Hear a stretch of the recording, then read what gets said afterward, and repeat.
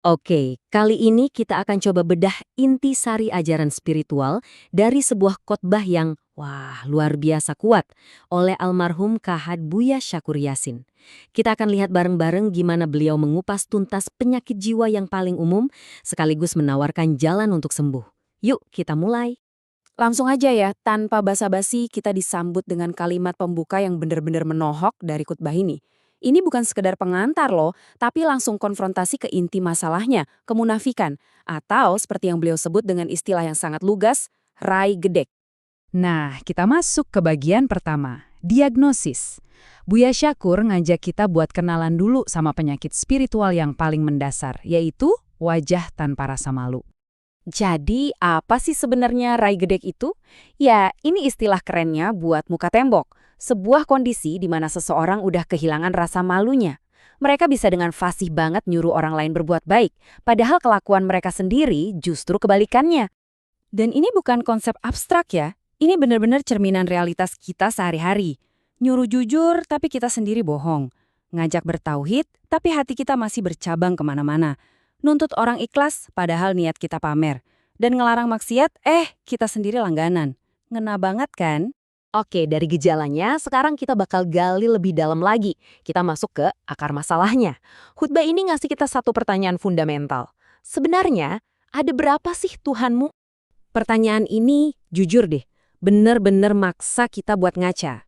Kalau kita masih lebih takut sama atasan daripada sama Tuhan, kalau harapan kita masih digantungkan ke manusia, atau kalau kita masih haus pujian dari orang lain, bukankah itu artinya kita punya banyak Tuhan-Tuhan kecil dalam hidup kita? Nah, inilah yang disebut kemusyrikan atau syirik, tapi dalam bentuknya yang lebih modern, lebih halus. Poin pentingnya tuh bukan lagi soal menyembah patung atau berhala.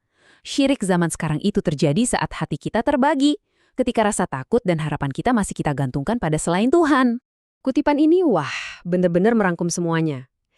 Ketika kita masih percaya ada manusia yang punya kuasa buat menolong atau mencelakai kita, di saat itulah keyakinan kita pada kuasa mutlak Tuhan lagi goyah. Atau jangan-jangan, bahkan udah hilang. Oke, setelah kita tahu penyakitnya, tahu akarnya, terus gimana cara sembuhnya? Nah, kita masuk ke solusinya, jalan ke atas. Ini adalah sebuah perjalanan, sebuah pendakian menaiki tangga keyakinan. Jadi, ini dia petanya. Perjalanannya itu ada tahapannya. Dimulai dari Islam, yaitu kepatuhan secara fisik, secara lahiriah, terus naik ke level iman, keyakinan di dalam hati. Dari situ, kita mendaki lagi menuju yakin, sebuah kepastian yang nggak bisa digoyahkan lagi. Dan puncaknya adalah wilayah, di mana kedekatan kita dengan Tuhan jadi absolut. Tapi, ya perlu dicatat nih, naiknya itu nggak otomatis, nggak kayak naik lift.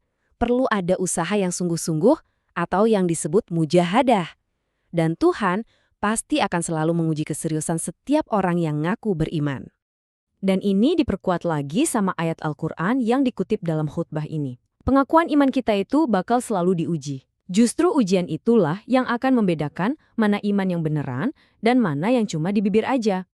Oh iya, yang menarik juga, khutbah ini ngingetin kita kalau jalan menuju Tuhan itu nggak cuma satu, ada ribuan jalan. Beliau mengibaratkannya kayak 1001 jalan menuju Roma, bisa lewat seni, lewat sains, atau lewat pengabdian.